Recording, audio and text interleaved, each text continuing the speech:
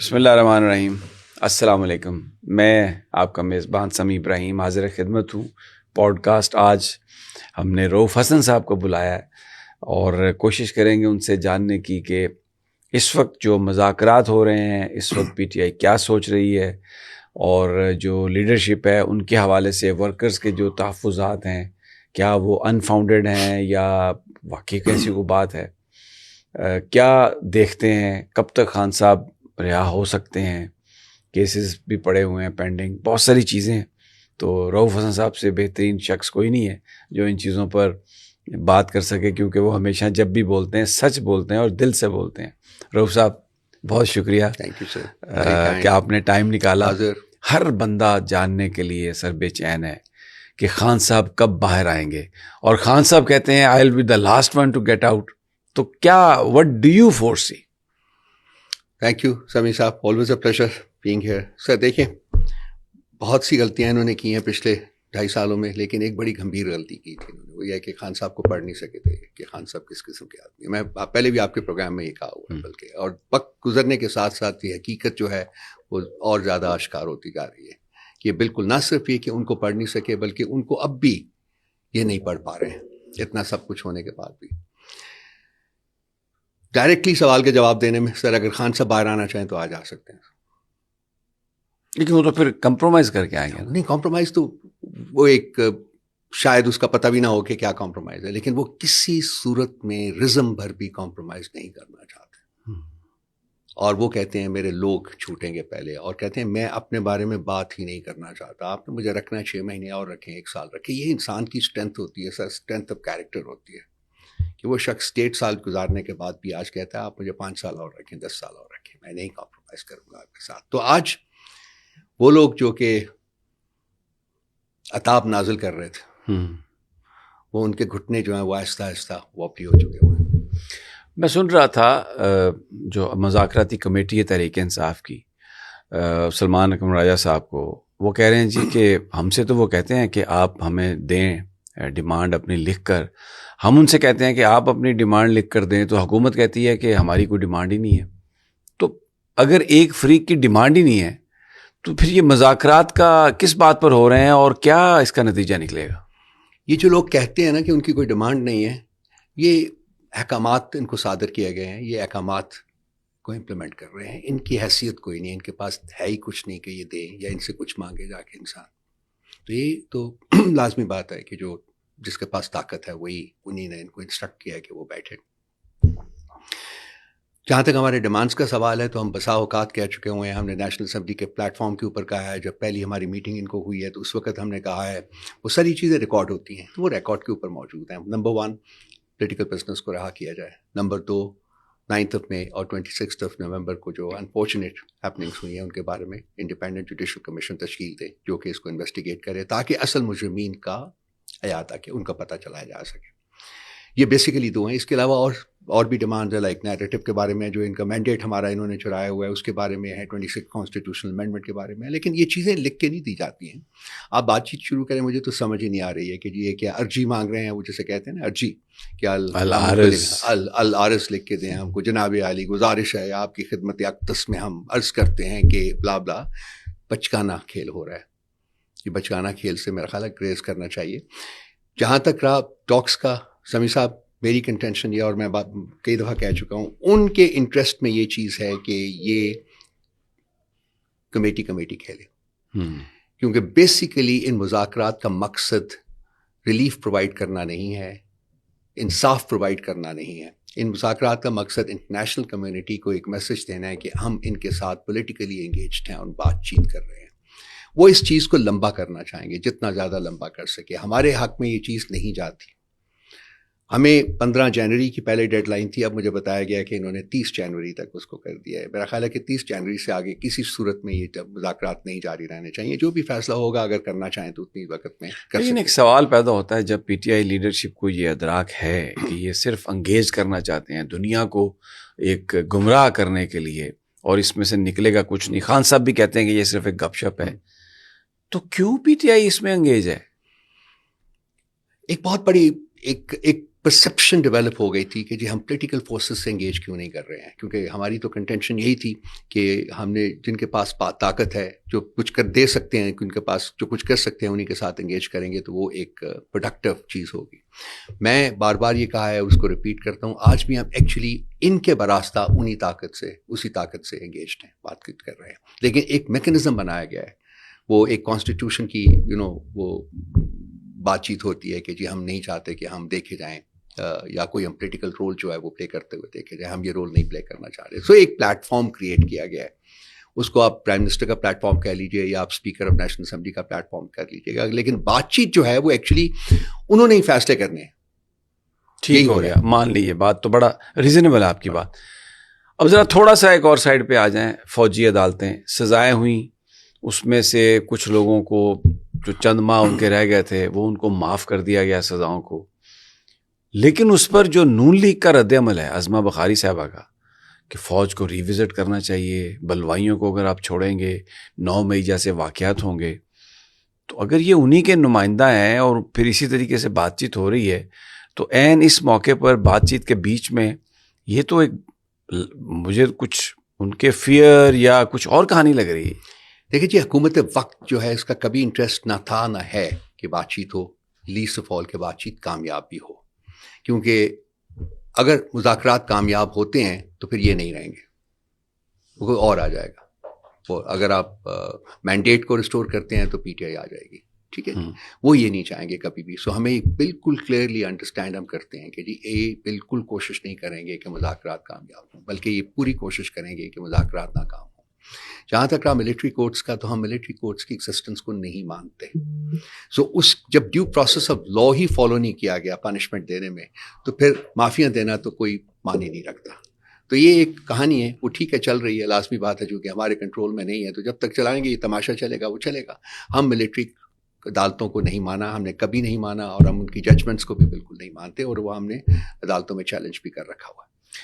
اب ایک اور فیکٹر جو پاکستان کی پولیٹکس میں پچھلے 1 مہینے سے تو بڑا ابل رہا ہے، رچرڈ کرینل. ان کے ٹویٹس نے تو جو آگ لگائی ہے، ایسا لگ رہا تھا کہ شاید وہ ایک پاکستانی، ہم سے زیادہ انفارمیشن ان کو ہوتی تھی. آپ سمجھتے ہیں کہ یہ جو ٹرمپ فینومینا ہے، پی ٹی آئی اس کی طرف دیکھ رہی ہے اور کوئی اس کا واقعتاً پاکستان میں کوئی بینیفٹ ان کو حاصل ہوگا؟ سبھی سب دیکھیے، ایز اے پولیٹیکل پارٹی، ایک سیاسی جماعت کی حیثیت سے ہمیں بالکل ہم نہ کوئی اس طرف ہم نے نظریں رکھی ہوئی ہیں، نہ ہم وہاں سے کوئی امید لگا کے بیٹھے ہوئے ہیں.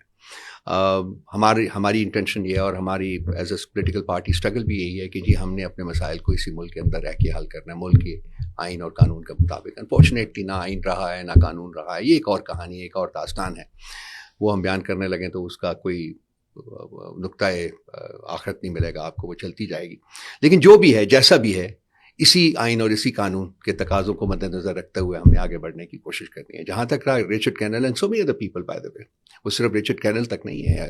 یہ جو ملٹری کورٹس ہے، اس کے اوپر آپ وائٹ ہاؤس کی اسٹیٹمنٹ آئی ہے، ای یو کی اسٹیٹمنٹ آئی ہے، یو کے کی اسٹیٹمنٹ آئی ہے، بہت سی اسٹرانگ اسٹیٹمنٹس آئی ہیں. جہاں تک بات چیت کے آگے بڑھنے کا سوال ہے، تو رچرڈ کینل کا سوال ہے، وہ ایک انٹینٹ جو ہے اس کو ظاہر کرتا ہے، ایک انٹرسٹ اور انٹینٹ کو ظاہر کرتا ہے. اب 20 جنوری کے بعد کیا وہ اس انٹرسٹ اور انٹینٹ کو ٹرانسلیٹ کر سکتے ہیں into some kind of action? یہ آپ بھی ہیں، آپ بھی دیکھیں گے، ہم بھی دیکھیں گے بیسیکلی. لیکن جس لیول آف انٹرسٹ کا اظہار کیا گیا ہے، جو انٹرسٹ انہوں نے ہمارے وہاں جو انٹرنیشنل چیپٹر ہے ہمارا، اس کے ساتھ انہوں نے انگیج کر کے کیا ہے، اس سے لگتا تو یہی ہے. میں ایک پولیٹیکل اینالسٹ کی حیثیت سے بات کر سکتا ہوں کہ شاید کچھ نہ کچھ وہ ضرور کرنے کی کوشش کریں. اب وہ کیا کرنے کی کوشش کرتے ہیں، کیا کر سکتے ہیں، کیا نہیں کر سکتے، یہ وقت بتائے گا. میرا خیال ہے کہ اس کے اوپر کنجیکچر کرنا یا پروجیکشن کرنا مناسب نہیں ہوگا. لیکن یہ لوگ جو ہیں یہ ڈیفینیٹلی یہ بہت خوفزدہ ہیں، اور میرا خیال ہے کہ یہ جو مذاکرات ہو رہے ہیں ان کا آغاز بھی، اس میں ایک سب سے بڑا فیکٹر جو تھا وہ یہی انٹرنیشنل جو پریشر ہے وہی تھا. اچھا، یہ مذاکرات کی بات ہے، سب کچھ ہے. اس سے پہلے عمران خان صاحب نے محمود خان اجکزئی کو یہ ٹاسک دیا تھا کہ آپ مذاکرات کر سکتے ہیں. کوئی بہت زیادہ پیش رفت نہیں ہوئی اس وقت. اب جو عمل ہے اس میں محمود خان اجکزئی کے ساتھ کوئی کنسلٹیشن نہیں ہے. بہت سارے لوگوں کا خیال ہے کہ اگر اپوزیشن جوائنٹلی ایک کمیٹی بناتی جس میں ابھی 7 ممبر ہیں، حامد رضا اور راجہ ناصر عباس کے علاوہ اگر محمود خان اچکزئی ان کی جماعت یا ایون مولانا فضل الرحمان کی جماعت سے بھی کوئی بندہ ہوتا تو شاید یہ زیادہ اس پہ امپیکٹ اس کا ہوتا اور زیادہ سنجیدگی اس کو دیکھا جاتا. You agree with this? آپ کی بات میں بڑا وزن ہے، سارا کچھ ہے، لیکن اب خان صاحب نے یہ کمیٹی بنائی ہے. میرا خیال ہے کہ اگر بات چیت آگے بڑھتی ہے، چلتی ہے، پروڈکٹیولی آگے بڑھتی ہے، تو میرا خیال ہے کہ اس بات کو بھی کنسیڈر کیا جا سکتا ہے کہ آپ اس کمیٹی کو ایون مور ریپرزینٹیو بنا دیجیے. کم از کم اس پلیٹ فارم کو انکلوڈ کر لیں جو کہ پلیٹ فارم آپریشنل ہے. ہمارے محمود خان اچکزئی صاحب اس کے چیئرپرسن. مستقل یہ خبریں فیڈ کی جا رہی ہیں ذرائع سے، نامعلوم ذرائع سے، کہ ٹریک ٹو ڈپلومیسی بھی ہو رہی ہے، پیچھے بھی کوئی گفتگو چل رہی ہے کوئی ایسی بات؟ سر یہ تو ایک پلیٹ فارم، جیسا کہ میں نے کہا ہے نا کہ یہ تو اس کو ایک شکل دینے کی کوشش کی گئی ہے نا. اصل بات چیت تو انہیں کے ساتھ ہی ہے، اصل بات چیت تو انہیں کے ساتھ ہی فیصلے ہونے ہیں اور وہی ڈیلیور ہونے ہیں. یہ لوگ جو بیٹھے ہوئے ہیں یہ تو دم چلے ہیں سر، یہ تو ان کی تاریں تو کہیں اور سے ہلتی ہیں. تو میری تو یہ ہمیشہ سے کنٹینشن رہی ہے. سو وہ پردے کے پیچھے ہیں، اگر پردے کے سامنے آ جائیں تو اور بہتر ہو جائے گا. پردے کے پیچھے ہیں، چلیے یہ ان کی خواہش ہے، وہ خواہش رہیں، لیکن فیصلے وہیں سے ہونے ہیں. یہ تو بڑا سخت سٹانس ہے ان کا. تو وہ رانا ثناء اللہ کہتے ہیں کہ ہم 9 مئی اور 26 نومبر ان لوگوں کو ہم تو پولیٹیکل پریزنر مانتے ہی نہیں ہیں، یہ تو دہشت گرد ہیں اور ہم نے تو یہ دہشت گرد پکڑے ہوئے ہیں. اگر یہ دہشت گرد ہیں تو اس کو اسٹیبلش کرنے کے لیے آپ کیوں کمیشنز نہیں بنا دیتے؟ آپ کو تو بڑی خوشی سے کمیشنز بنا دینی چاہیے.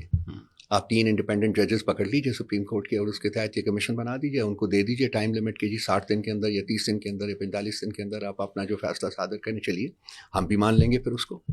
اس وقت تو ہمارے لیے ان کی یہ کنٹینشن ماننا بالکل پاسبل نہیں ہے، کیونکہ کسی ایک بندے یا 10 بندوں کے کہنے سے یا ملٹری کورٹس میں ٹرائلز جو ہیں جو کہ نان ٹرانسپیرنٹ ہوتے ہیں، جس کا کہ مطلب کوئی ڈیفینس بھی نہیں ہوتا اس وقت جو الیجڈ ملزم ہوتا ہے اس کے پاس، تو وہ ماننا تو ہمارے لیے کسی بھی ذی ہوش آدمی کے لیے پاسبل نہیں ہے.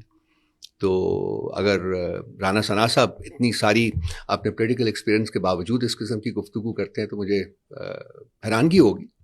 اور کوئی کرے تو شاید ٹھیک ہے، لیکن میرا خیال ان کے لیے ایسی گفتگو نہیں کرنی چاہیے. یہ قانون میں ہے کہ سپریم کورٹ اور ہائی کورٹ اوور سائٹ کرتے ہیں، فوجی عدالتوں کی سزائیں وہاں پر چیلنج ہوتی ہیں. لیکن جو وقت گزرتا جا رہا ہے، 26ویں آئینی ترمیم کے بعد جو ججز کو کورٹس میں بھرتی کرنے کا جو پروگرام ہے اس کی تاریخیں بھی نزدیک آ رہی ہیں، اور لگ ایسا رہا ہے کہ یہ اگلے 1-2 ہفتوں میں جو حکومت جن ججز کو لانا چاہتی ہے، جن لوگوں کو جج بنا کے وہ لے آئے گی، تو پھر اس کے بعد ان عدالتوں کی جو افادیت ہے یا یہاں سے انصاف ملنے کی پی ٹی آئی کو اگر توقع ہے تو وہ بھی ختم ہو جائے گی. تو اس میں ٹائم فیکٹر ایک بہت اہم چیز ہے. تو آپ نے اس سے پہلے کہا کہ یہ 15 جنوری سے 30 جنوری تک، تو پھر ایسا نہیں لگ رہا کہ گورنمنٹ کو جو چاہیے کہ ٹائم بائی کرے اور پی ٹی آئی کو اور کسی ایڈونچر سے باز رکھے، اس میں وہ کامیاب ہوتے ہوئے نظر آ رہے ہیں؟ ان کا مقصد یہی ہے جی. میں ایک صرف جو آپ نے فرمایا کہ وہ بزنس کے بارے میں کہ جی وہ تو، اب ایشو یہ ہے کہ سزائیں تو ان کو ہوئی ہیں، معاف بھی کر دیے ہیں، لیکن تقریباً 1.5-2 سال سے وہ ان کی قید میں تھے. اور ان میں سے جو لوگ باہر آئے ہیں ذرا ان کو جا کے آپ مل لیجیے، ان کا حال دیکھیے. وہ تو ہم نے دیکھا ہے سوشل میڈیا پر نعرے لگ رہے ہیں، ان کا استقبال ہو رہا ہے، وہ تو پکے زیادہ پی ٹی آئی کے بن کے آئے ہیں. فزیکل اور ذہنی حالت دیکھ لیجیے کہ ان کی کیا ہے سر، کہ وہ کس عذاب سے گزرے ہوئے ہیں سر. تو سزا تو وہ کاٹ چکے ہوئے ہیں، بلکہ سزا سے 10 گنا 20 گنا 50 گنا زیادہ وہ سزا کاٹ چکے ہوئے ہیں سر. دوسری بات ہے کہ ان کو کوئی ڈیفینس نہیں ہے ان کا. ہمیں تو یہ بھی نہیں پتا کہ وہ کہاں تھے کہاں نہیں تھے، ملنے تک کی اجازت نہیں تھی. تو یہ تو جب سویلین عدالتوں میں تو ایسا نہیں ہوتا. سویلین عدالتوں میں تو ایک جسٹس سسٹم ہے، وہ کارگر ہوتا ہے، ایک قانون کا نظام ہوتا ہے. تھوڑا بہت جو بھی ہو، اس ملک میں بہت ڈیمیج ہو چکا ہوا ہے، بہت زیادہ، لیکن اس کے باوجود کچھ نہ کچھ تو موجود ہوتا ہے. میں بھی رہا ہوں ریسنٹلی، مجھے نظر آتا تھا کہ وہ پامال کر رہے ہیں حقوق میرے، لیکن پھر بھی تھوڑا بہت جو بھی تھا وہ موجود تھا. تو یہ بیچارے اپنی سزا تو کاٹ چکے ہوئے ہیں، تو ان کی معافی تو میٹر ہی نہیں کرتی. جن کو معاف کیا ان کے 3 مہینے رہتے ہیں. 2 سال کی سزا ہے نا ان کو، تو اس میں سے 3 مہینے یا 4 مہینے رہتے ہیں ان کے، جس کو انہوں نے کہا ہے. آپ کی بات بالکل ٹھیک ہے. میں نے پہلے بھی کہا ہے کہ جی یہ ان کو سوٹ کرتا ہے کہ یہ معاملہ جو ہے لٹکایا جائے. ہمیں سوٹ نہیں کرتا یہ کہ معاملہ لٹکایا جائے. اب دیکھنا پڑے گا کہ ہماری نیگوسیٹنگ ٹیم جو ہے وہ کیا پروسیس استعمال کرتی ہے, کس طریقے سے ان کو باور کروانے کی کوشش کرتی ہے کہ دیکھیے بھائی یہ کمیٹی نہیں کھیلنا, اس طریقے سے بات آگے نہیں بڑھنی. سو اس حساب سے اگر انہوں نے ان پرنسپل اگری کیا ہے کہ ہم نے ریٹن اپنے ڈیمانڈس دینے ہیں تو پھر انہیں گزرے کل کو دے دینے چاہیے تھے, وہ لازمی دے دینے چاہیے تھے. لیکن مجھے نہیں سمجھ آئی کہ نہیں دیا, کیونکہ مجھے ابھی ڈائریکٹلی بریف نہیں ملا. آج شام کو پتہ چلے گا کہ کیا ہوا, کیا اس کے محرکات کیا تھے کہ انہوں نے نہیں دی وہ. سو اگر تو دینے ہیں تو پھر کل دے دینے چاہیے تھے, وہ پھر ہم نے وقت ضائع کیا, نہیں کرنا چاہیے تھا. اچھا, یہ تو آپ کو بھی سمجھ آ رہی ہے کہ ڈیلنگ ٹیکٹکس ہو سکتے ہیں, مذاکرات ناکام بھی ہو سکتے ہیں, تو اس کے ساتھ ساتھ جو آپ کی اسٹریٹجی ہے پھر وہ کیا ہو سکتی ہے؟ اگر احتجاج کیا ہے تو اس کے لیے بھی آپ اپنے آپ کو تیار کر رہے ہیں اس منظر نامے میں. My question is what PTI will do, what choices will you have at that time? سیاسی جماعت کی حیثیت سے ہمارے پاس چوائسیز ہیں کیا سر, کہ ہم پارلیمنٹ کے اندر اپنا ایک رول پلے کریں, احتجاج کریں, ہم قانونی محاذ کے اوپر اپنا احتجاج کریں, اپنے کیسز فائٹ کریں, ہم جو یہ الیکشن ٹرائیبیونلز بنے ہوئے ہیں وہاں جا کے اپنے آپ کو ریپرزینٹ کریں, اور اس کے بعد آئین اور قانون کے تقاضوں کے مطابق ہم ایک پرامن احتجاج جو ہے وہ. تو اس کا مطلب ہے آپ اس پر اون پر بلیو نہیں کرتے, کیونکہ آپ نے اس کو چوائس نہیں بتایا. سر وہ تو او کا مطلب انہوں نے ایکسپلین کرنے کی کوشش کی تھی. جناب وزیر اعظم صاحب جو نام کے صرف وزیر اعظم ہیں, وہ ابو کا تو مسئلہ یہاں نہیں ہے, یہاں تو لوگ بڑے پیشنیٹ ہیں سر, تو وہ او آ کر دیں گے, وہ جب کریں گے تو پھر وہ کچھ اور. آپ کا مطلب ہے کہ آپ او نہیں کریں گے, آپ آ کر سکتے ہیں, بڑا احتجاج ہو سکتا ہے. رؤف حسن صاحب بہت شکریہ, thank you very much for being with us. Thank you very much. مہربانی سر.